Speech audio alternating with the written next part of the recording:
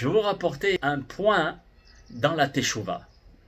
On dit bien que, vous savez, il y a un homme dans la Torah qui s'appelle le Nazir. Le Nazir, c'est quelqu'un qui a décidé et voué sa vie pour Dieu pendant un certain nombre d'années. Beaucoup de Gemariot parlent de Nézirut. Il y a un tas de lois aussi de Nézirut. Il y a eu beaucoup dans l'histoire. Il y a eu beaucoup de personnes qui ont été Nazir. Alors il n'a pas le droit de se couper les cheveux, il n'a pas le droit de boire du vin, il n'a pas le droit de se rendre impur avec un mort ou avec un insecte mort, etc. Il y a beaucoup de lois. Pendant 1 an, 2 ans, 3 ans, 6 mois, le temps qu'il a décidé. Très bien, à tel point que Rabbi disait, être un nazir vraiment pour Dieu, c'est pas simple. Ça veut dire que tu le fais vraiment pour Dieu. Pas parce que tu veux pour toi-même, pour te dire, voilà, regarde, moi je suis un nazir. Maintenant, ça n'existe plus nazir. Déjà, pourvu qu'on fasse la Torah, et après on fera plus. Donc, cet homme-là, une fois qu'il a terminé sa néziroute, il se coupe les cheveux, et il met les cheveux ces cheveux-là sur un korban, sur un sacrifice, et il offre un sacrifice à Kadosh Baruch Hu. Un sacrifice expiatoire. Voilà, je précise.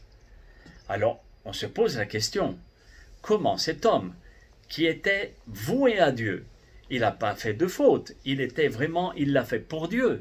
Pourquoi maintenant, cette personne-là, on nous dit, il doit apporter un sacrifice expiatoire? Quelle faute il a fait? Je vais vous laisser un peu la parole, de façon à pouvoir faire participer aussi, mais me donner une réponse à cette question. À votre avis?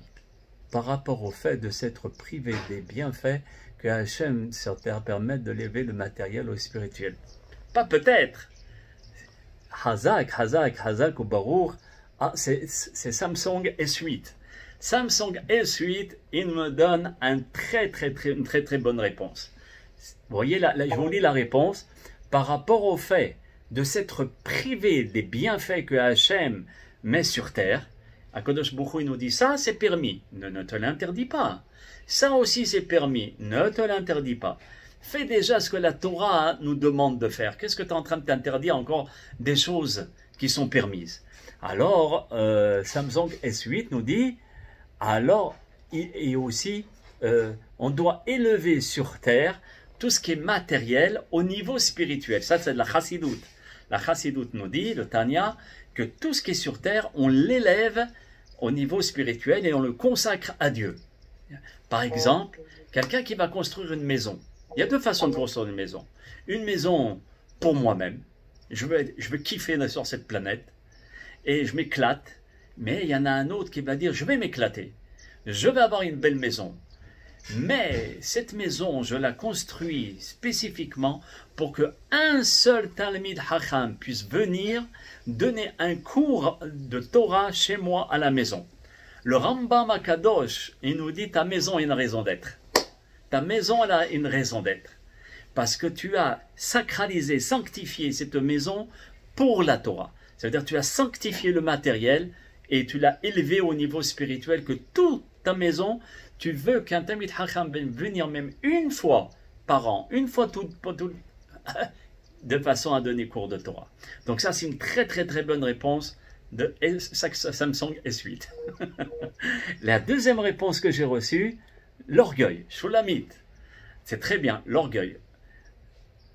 Ça veut dire que peut-être, si je comprends bien, tu me diras, Shulamit, ça veut dire qu'une personne, quand elle va être nazir, automatiquement, elle est supérieure aux autres parce qu'elle s'interdit des choses que les autres se permettent. Donc, dans son comportement, il y a un certain orgueil, une prétention en disant « Regardez combien je suis un tzaddik ». C'est ça, Shulamit? Donc, c'est ça, Baruch Hashem. Rav Yitzhak, je te conseille d'écrire un livre sur les réponses que tu donnes. C'est fabuleux, fabuleux. Maintenant que vous avez donné, il n'y a pas d'autres réponses, voilà, c'est bon. Donc, maintenant, vous avez donné 3 réponses. Ah, je vais expliquer ce que Rav Yitzhak nous a dit. Rav Yitzhak, qu'est-ce qu'il nous dit? Il se peut que cet homme-là, au moment où il était nazir, qu'il a regretté à un certain moment sa néziroute.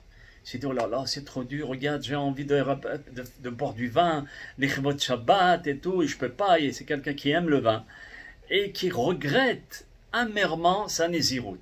Par rapport à ce regret-là, il va faire un korban. 3 grandes réponses, et toutes les 3 réponses sont justes, et plus que justes. Le Rambam nous donne une réponse, ce sera une 4e réponse. Vous voyez, pour dire que toutes les réponses sont bonnes. Quand quelqu'un va donner une réponse, et même à l'école, quand les enfants me donnent des réponses, jamais ou rarement je dis « non, c'est pas ça ». Par le fait que je veux qu'il donne la réponse que moi je pense. Non, parce que tout le Ham Israël, nous avons une Neshama. Cette Neshama, elle a la particularité de nous donner des réponses que l'autre ne va pas donner. Vous voyez, et donc chacun d'entre nous, nous sommes des computers ambulants remplis de réponses, et on peut donner des réponses qui viennent de notre essence, vous voyez. Et les 3 réponses qui ont été données, 3 réponses différentes de celles du Rambam. Et qu'est-ce qu'il va nous dire le Rambam? Quelque chose de très beau aussi.